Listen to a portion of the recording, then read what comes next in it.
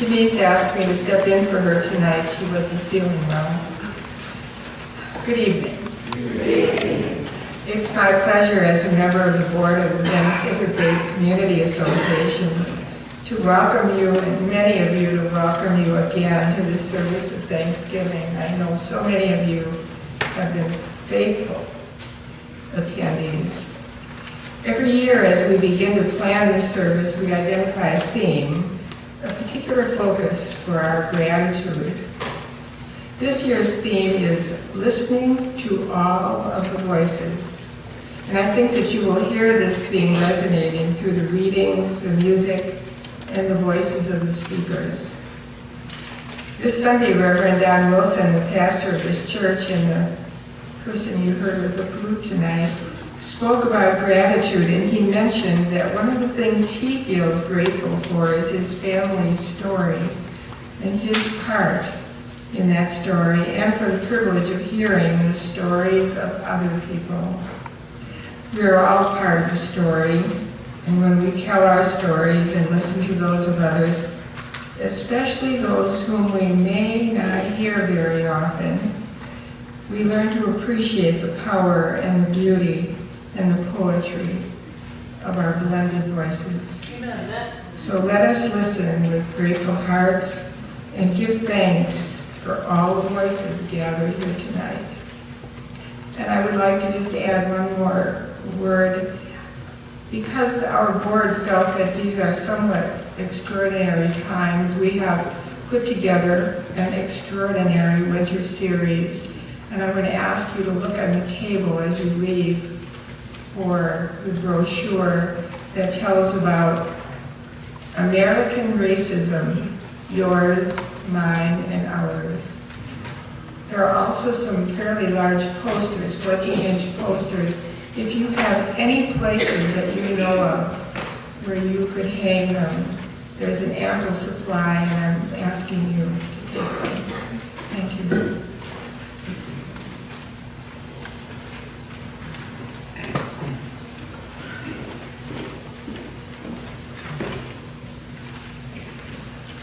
Good evening. Good evening. It's so wonderful to see all of you here this evening, all of your bright, shining faces. It's great when we can get together like this. As you have probably read in the bulletin, the service this year is a bit different in that we decided to expand our presentations and expand the voices that we listen to, sometimes those voices that we're not so familiar with.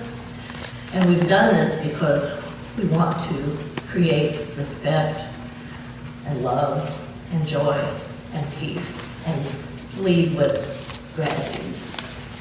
And I need to probably say one thing. I'm the associate minister here with Reverend Don Wilson, and I just need to say that Don and Andrea did a wonderful job. Right.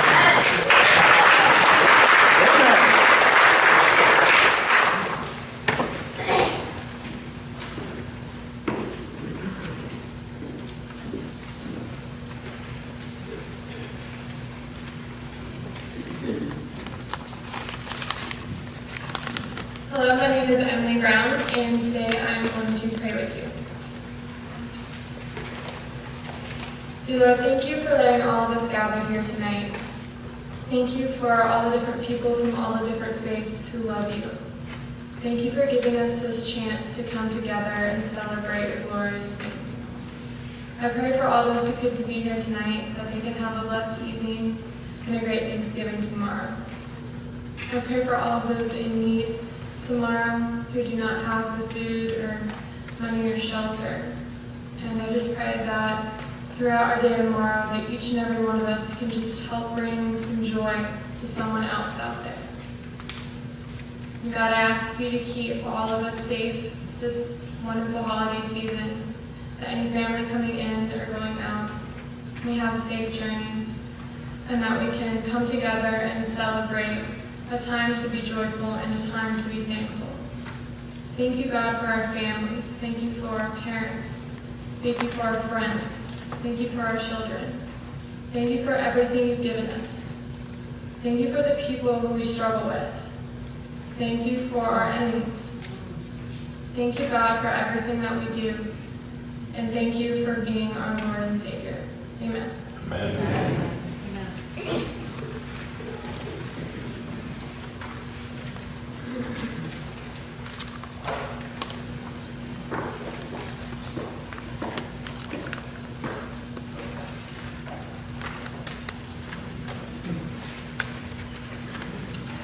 A statement of faith, a creed, taken from Friends in Faith. Gathered together as people of faith, we profess our belief in a God who is larger than we can name, unable to be contained, yet present in each one of us. We have come to know this God in the living of our lives and in the holiness of the earth we share. We believe in a God revealed in all peoples, all genders, religions, and orientations. We embrace a compassionate God who champions justice and mercy and is always faithful when we call. Our God gives and forgives, patiently loving without conditions. We gratefully believe in a God who feels our deepest struggles and celebrates our greatest joys. A God who both dances with us in celebration and holds us when we cry. This God is not other to us, but shares our breath in every moment and promises we are never alone. Amen. We believe in a God who believes in us, believes that we are precious and incredible gifts, worthy to claim image and likeness to the divine. We hold fast to our God who journeys with us, who continually calls us to choose the shape of our days through the choices we make. This God accepts us as we are and shares each hope we have for our becoming. This is the God in whom we believe, our Creator, our Mother and Father, who became human in Jesus, our brother. Our God is the Spirit of life, the voice that continues to speak love and asks us to answer. In this God, we choose to believe. Amen. Amen.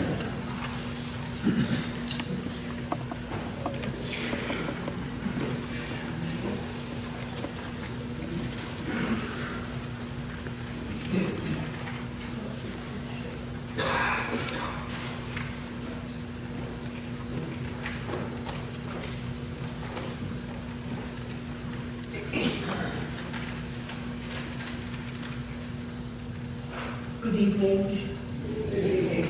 My name is Irana Saheli.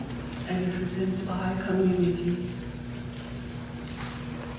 I'm going to read the prayer in English and then chant it in Persian, the translation of that prayer. I would just like us to think of all those people in California that who have lost their homes, and the people that are just running and not knowing where they are going, all the children. And it's such an amazing time that they would have been with their families, but they've lost everything. Let us keep them all in our prayers. Amen. O thou who art turning thy face towards God, close thine eyes to all things else, and open them to the realm of the all-glorious. Ask whatsoever thou wishes of him alone. Seek whatsoever thou seekest from him alone. With a look he granted 100,000 hopes. With a glance he healed 100,000 incurable ills. Did not he lay a balm on every wound? With a glimpse, he freed the hearts from the shackles of grief. He does that he doeth, and what recourse have we? He carrieth out his will, he ordaineth what he pleaseth. Then better for thee to bow down thy head in submission and put thy trust in the all merciful Lord. Amen.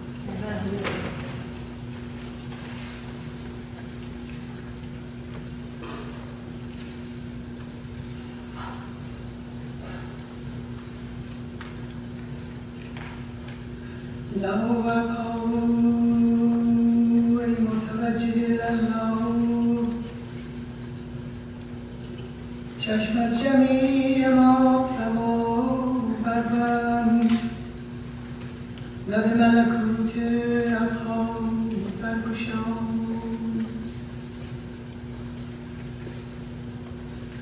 آنچه خواهی از او خواه و آنچه طلبی از او طلب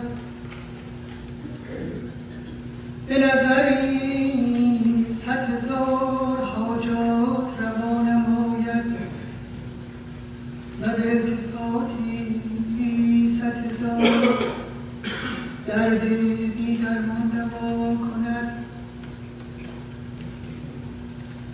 و به لطافی زخم‌ها را مرهم نهد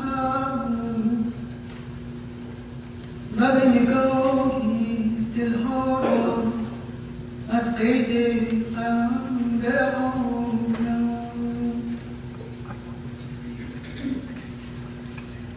آنچه کند او کند ما چه توانیم کرد یفعل ما یشاء و یحکم ما یرید است پس سر تسلیم نه و توکل بر رب رحیم به و البها علیک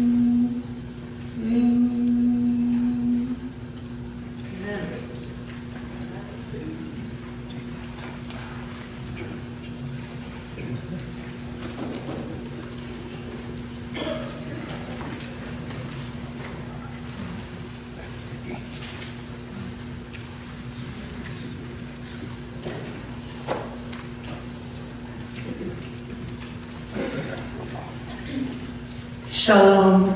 Shalom. I'm Maxine Larkin from the Jewish congregation in Venice. And let us travel back, far back in time, 2,750 years ago, to a small Middle Eastern kingdom called Judah. It is a busy and vibrant society. Some people are wealthy, though some are very poor. Judah was once part of a much larger kingdom with strong, wise kings and judges.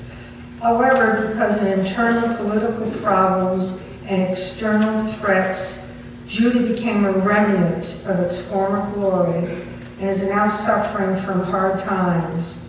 Judah's weak, ineffective kings can no longer lead or protect the citizens.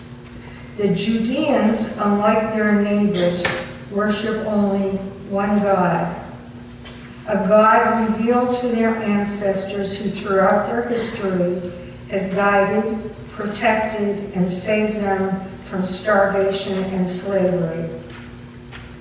Now the Judeans pray long and hard to their God, but when nothing changes, they are discouraged and wonder if their God is even listening.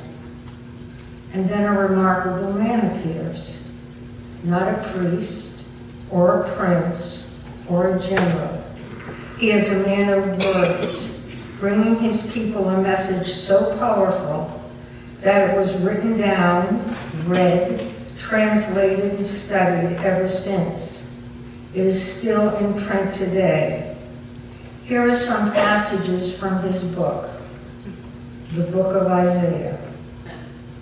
Cry with full throat, God says to Isaiah. Tell my people their transgression and the house of Jacob their sin. Yes, they seek me daily, as though eager to learn my ways, as if they were a nation that does what is right and has not abandoned God's law. They ask me for the right way. They are eager for the nearness of God. They say, why did we fast and you did not see it? We afflict ourselves and you did not know it. Because even on your fast day, you see to your business and oppress all your laborers.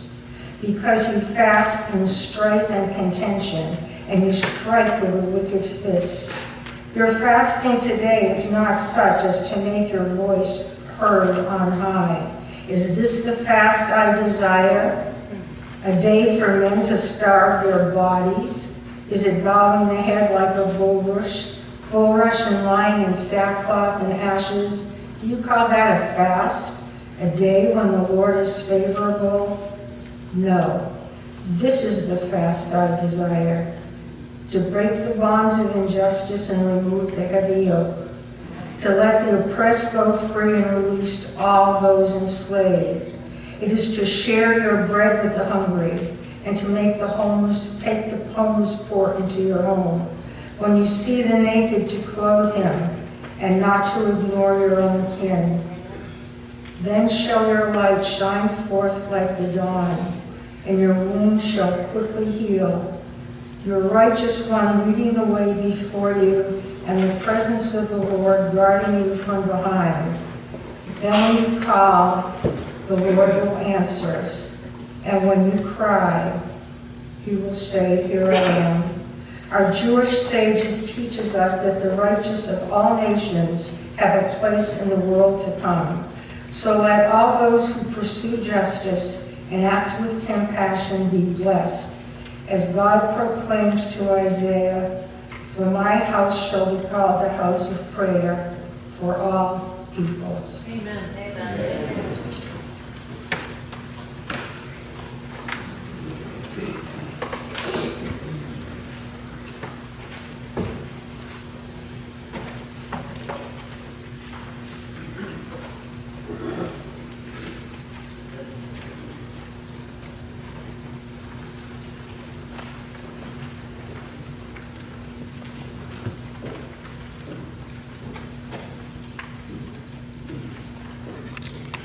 Good evening. Let me initiate with the greeting of Islam. Assalamu alaikum wa rahmatullahi wa barakatuh. Peace be upon all of you. I would like to recite some of the verses from the Holy Quran. And the verses I have chosen are quite in correlation with this beautiful theme, listening to the voices. So there are 4 short verses, and Sister Amani will do the translation. So I will read in Arabic and she will do the translation in English. أعوذ بالله من الشيطان الرجيم بسم الله الرحمن الرحيم قل يا أهل الكتاب تعالوا إلى كلمة سواء بيننا وبينكم ألا نعبد إلا الله ولا نشرك به شيئا ولا يتخذ بعضنا بعضا أربابا من دون الله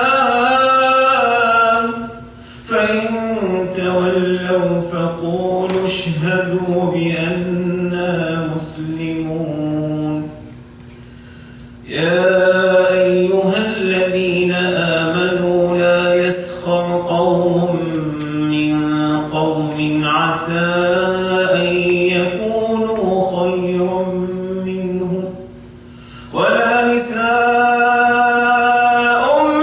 من نساء عسى أن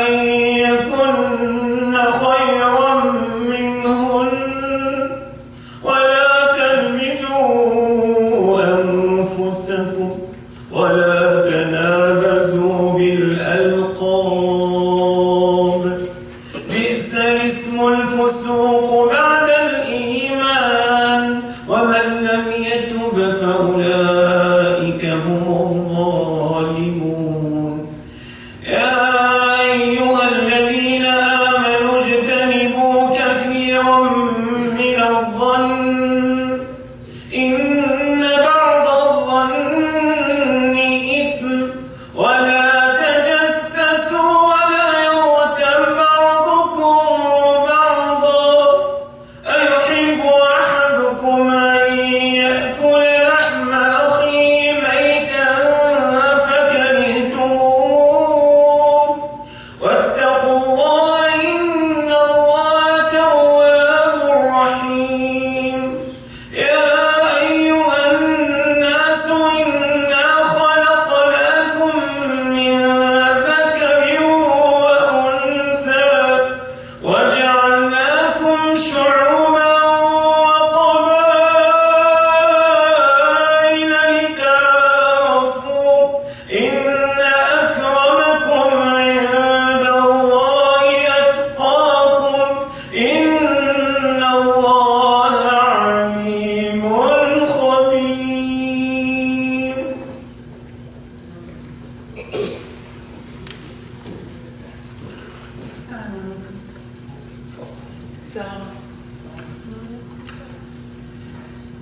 Say, O people of the Scripture, come to an agreement between us and you, that we shall worship none but God, and that we shall ascribe no partner unto him, and that none of us shall take others for lords beside God. And if they turn away, then say, bear witness that we are they who have surrendered to him. O you have faith. Let not any people ridicule another people. It may be that they are better than they are, nor let women ridicule other women. It may be that they are better than they are. And do not defame one another, nor insult one another by calling each other bad names. How evil are profane names subsequent to faith. As for those who are not penitent of their past conduct, such are the wrongdoers. O you who believe, avoid most of suspicion. For surely suspicion in some cases is a sin. And do not spy, nor let some of you backbite one another. Does one of you like to eat the flesh of his dead brother? But you abhor it, and be careful of your duty to God. Surely God is oft returning to mercy, and he's the most merciful. O mankind, we created you from a single pair of a male and a female, and made you into nations and tribes, that you may know each other, not that you may despise one another. Verily, the most honored of you in the sight of God is he who is the most righteous of you.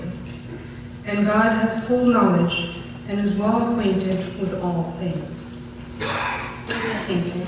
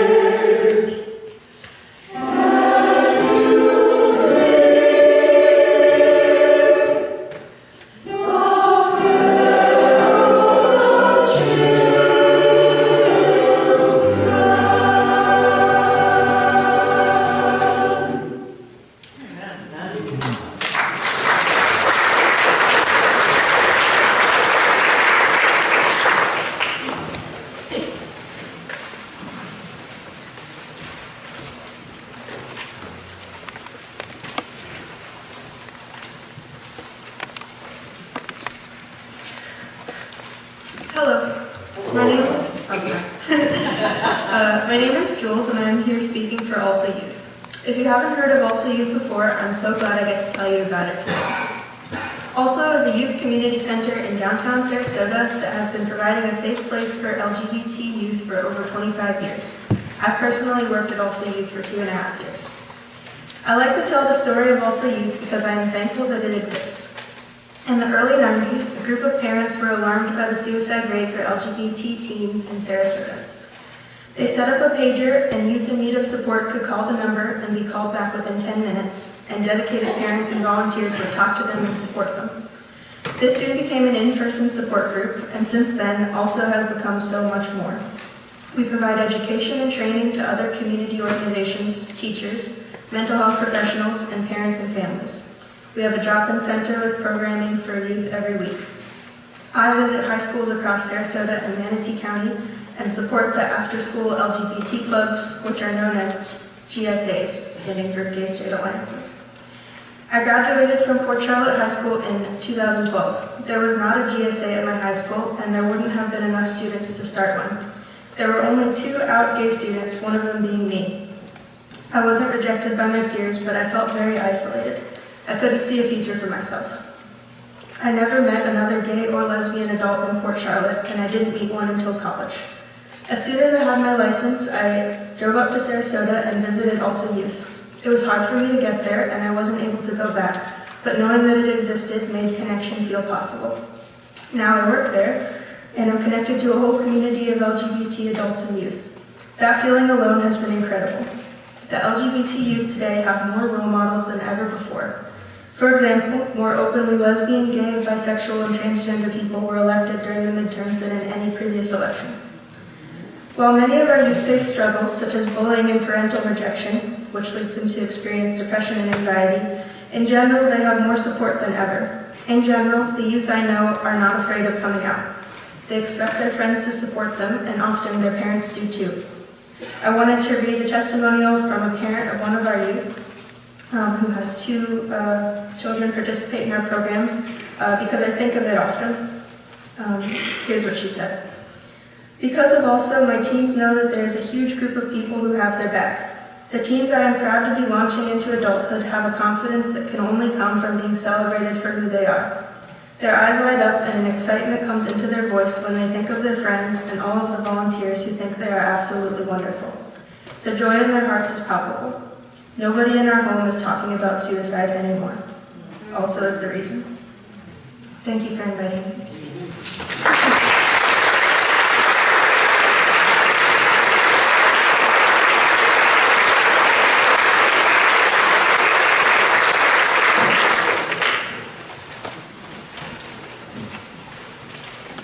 Good evening. My name is Jennifer Fagenbaum. I am the Executive Director for Family Promise of South Sarasota County. We shelter and we rehouse homeless families with children here in Sarasota County. And very happy to say that since we started this operation here in Venice in October of 2015, we have sheltered and rehoused 84 families here.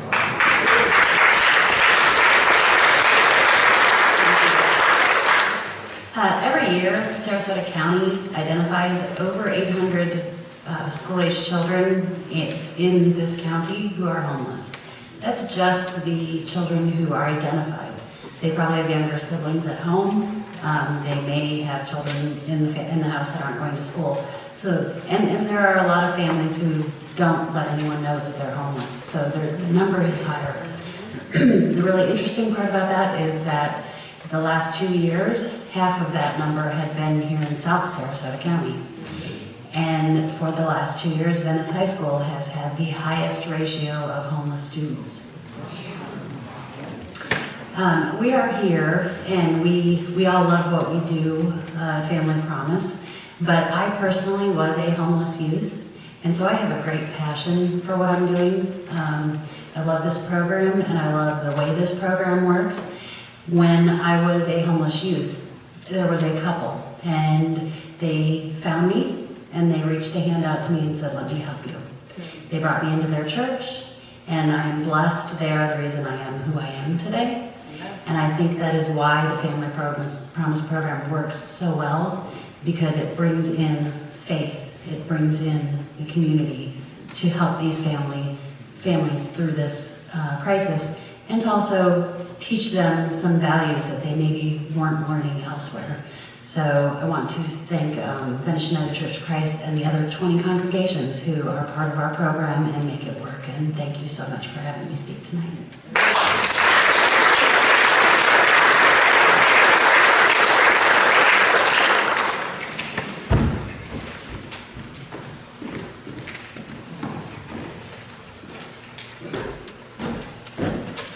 Good morning.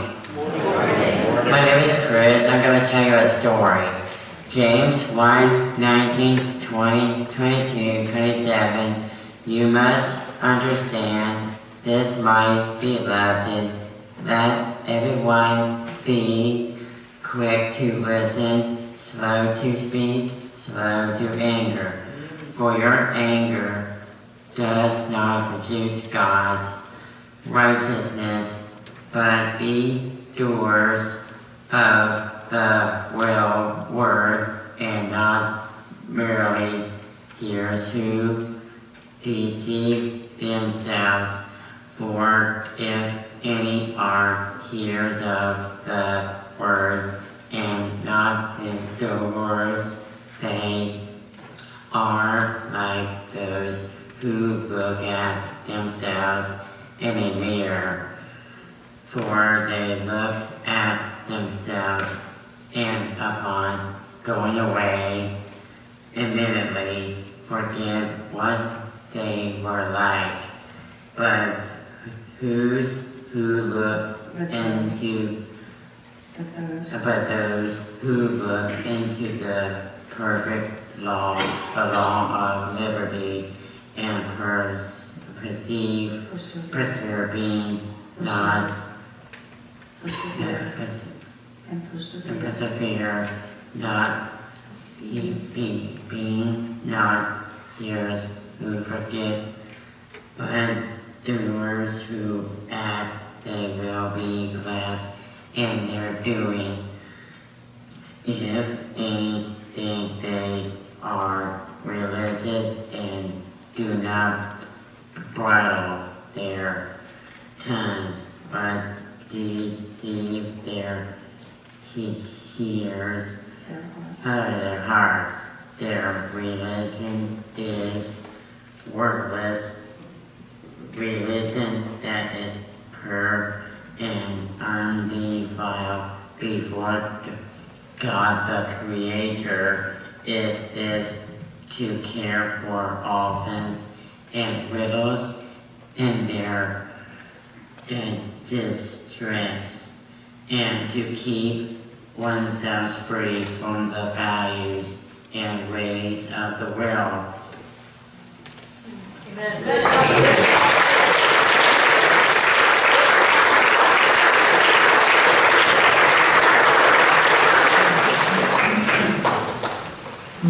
Good evening.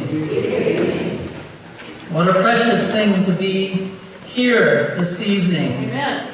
There aren't enough spaces like this in the world where we get to hear the testimonies and voices that speak to our hearts in such a powerful way. I want to thank you for the privilege, Reverend Karen and VICA and everyone who invited me to speak this evening. And thanks to all who worked on this service, who have made it something to look forward to year after year. I am a co-pastor of Suncoast MCC here in Venice, along with Reverend Vicki Miller. Our church has been here about 25 years and is part of a global denomination that is 50 years old, Metropolitan Community Churches, that was founded by Reverend Troy Perry, a gay man who sought Christian community that was open to everyone. Besides MCC, I probably feel most at home in these eclectic interfaith settings. I believe that interfaith connection and community is the key to creating peace and justice locally and globally. Religion can be the most powerful force, unfortunately, for intolerance, separation, hatred and violence. Or it can be a force for peace, justice, tikkun olam, the repairing of the world. Even in these times, where the fastest growing religious sector in the U.S. is the growth of the nones, meaning those with no religious affiliation, the voice and visibility of interfaith cooperation is a powerful witness. People who have been alienated from religion are actually intrigued and hopeful when we get out of our comfort zones and meet one another in spaces like this. And what unites us is not our rituals or liturgies, our theologies or religious culture, but our spiritual values, like an interconnecting thread that weaves itself through our traditions. And we are not here in spite of our differences, but because of our differences. Our diverse traditions and cultures that are a source of fascination and joy. Because there is diversity in the unity we seek, to love our neighbors means to be curious about them. My friend Johann Gebecki, and a member of Metropolitan Community Church in Germany, won the European Citizens Prize for this experiment. He took photographs of the sanctuaries of a Christian church, a Jewish synagogue, and a mosque. He then asked the church to display pictures of the mosque in their sanctuary and to invite the public to come and see them. Then he asked the synagogue to display pictures of the Christian church and invited the public to come and see them. And then the mosque to display photos of the synagogue in their sanctuary and invited the public to see them. He then actually took photographs of the events themselves and the people who were looking at these photographs and took this on the road to houses of worship all over Europe and the United States. How powerful to challenge taboos using art to break down our isolation, our fears, and misunderstandings of one another. I believe there are three imperatives for us as people of faith who are committed to openness, freedom, and love. The first is showing up. Presence is power. Over the decades, I've learned that peace and justice often begin with just showing up for one another. The way VICA showed up for our Jewish community after the terrible shooting at the Tree of Life Synagogue in Pittsburgh. Just one example. I wish I could say I don't feel like we're going to have to show up for each other again like that, but I suspect we will in the days and years to come. In the late 1980s and 90s, there was a national organization of interfaith leaders that included MCC that worked with the CDC and the White House and Congress to shift U.S. domestic policy to help prevent and treat HIV and AIDS. There were many religious groups that contributed to the bigotry and hatred in those days, saying that AIDS was God's gift. But in contrast, many more leaders and communities of faith showed up for our community. They used their moral voice to call attention to the fact that people were dying and needed help. Showing up in each other's houses of worship for special occasions in crises is the beginning of breaking down the barriers, the insularity. Showing up for one another is a powerful witness to what kind of world we want to live in. I want to live in a world where every community of faith is safe and valued and seen. Secondly, listening and learning. The book of James, called by some a bossy book, there's a lot of instruction in it, says, be quick to listen and slow to speak. To listen in an engaged, open-hearted way is one of the great gifts we can offer one another. If you recall a time you were listened to deeply and attentively, you will remember how healing it was.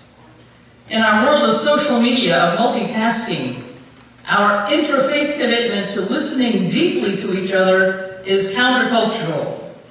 Our houses of worship are symbols of what it means for us to live attentively to the divine in our midst today. Amen. Here in this interfaith gathering, we bring the power of listening to the divine and to one another in this room. Right. You know, sometimes listening is trivialized. But listening is not passive. Active listening means listening with our whole bodies, minds, and hearts. As we listen, we are changed by what we hear. And the speaker is changed. True active listening is transformative. Amen. Some of you will remember the Truth and Reconciliation Commission in South Africa, led by Archbishop Desmond Tutu. 90% of it was engaged public listening to the damage caused by apartheid. It lanced an enormous wound for that listening to happen. It helped heal a nation as it transitioned to an open democracy. And listening is also learning. The upcoming VICA presentations on race is such a timely, urgent opportunity to listen deeply and to be changed. In so many ways, race and racism, unexamined white supremacy, continues to be the cause of so much suffering and impacts the quality of life for all our communities. Amen. Last but not least, we are called to act with courage. Not just to show up, but sometimes to stand up. And not to act without having listened first. Sometimes in our rush to do good or to give, we put the cart before the horse, and we give what is not needed. The book of James exhorts us to be doers of the word and not hearers only.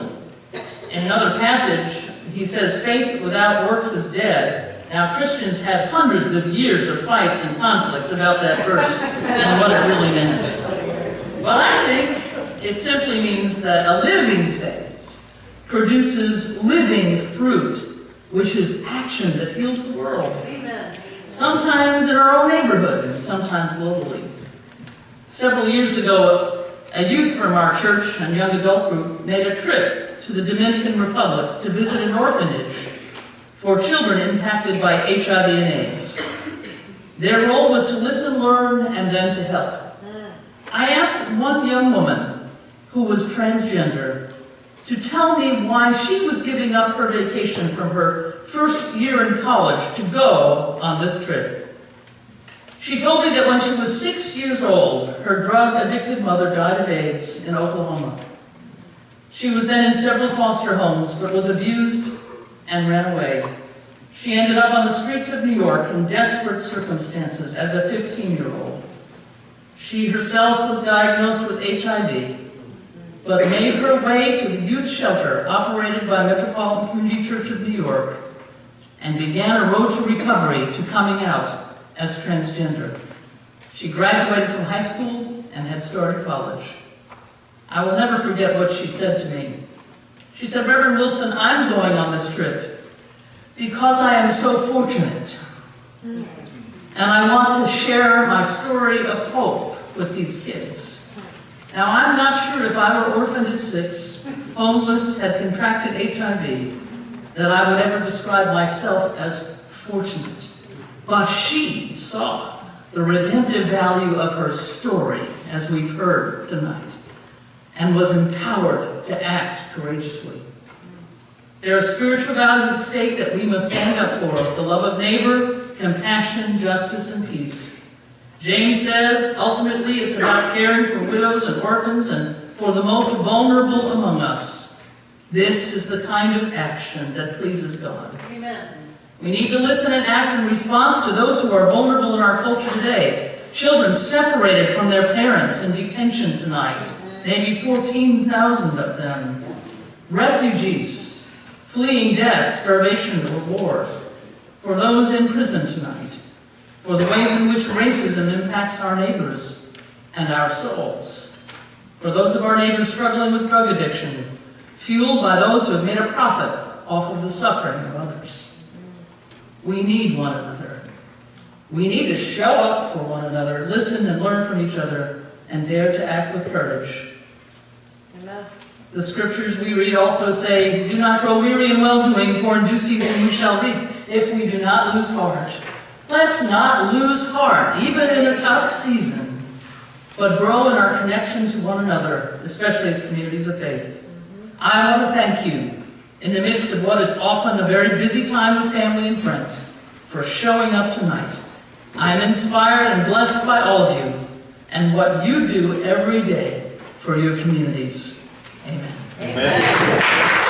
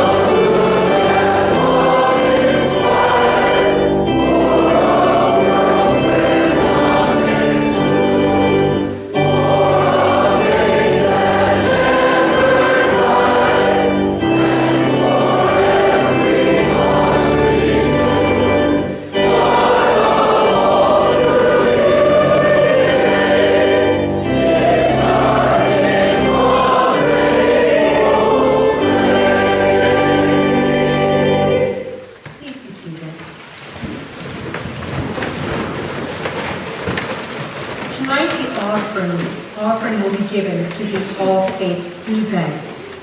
As 33% of the households in Sarasota County struggle to afford their basic needs, and 52% of Sarasota County students are on free or reduced lunches, it is evident that our support is vital. All Faiths Food Bank has provided 8.5 million meals, 3.2 million pounds of fresh produce, and 10.2 million pounds of food have moved through their warehouse. As we all recognize our many blessings and will view with much gratitude our Thanksgiving tables laden with food, let us give generously to provide services to the many families in our county that remain food insecure. Amen.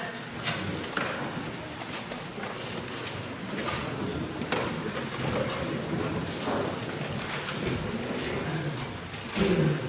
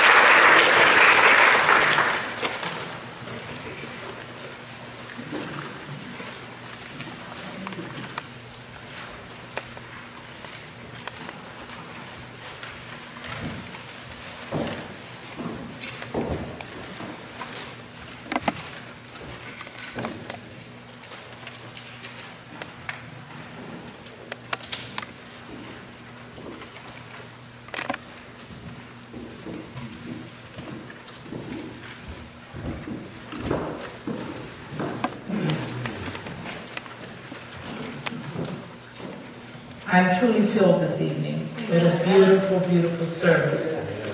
On behalf of All Faiths Food Bank, our 4,000 volunteers, our board of directors, our 45 staff that fills and service 66,000 people in this community, you would not believe it. We are a 40,000 square foot facility in Sarasota, Florida. We service from the airport of Sarasota to Northport, Inglewood to Arcadia. And we are just so, and I am so truly grateful for this opportunity to be on your platform this evening. Thank you, Pastor Karen, your committee, your congregation, family and friends that are here this evening. We could not do what we do without your support. I know there are donors here in this room that support All Faiths Food Bank year-round.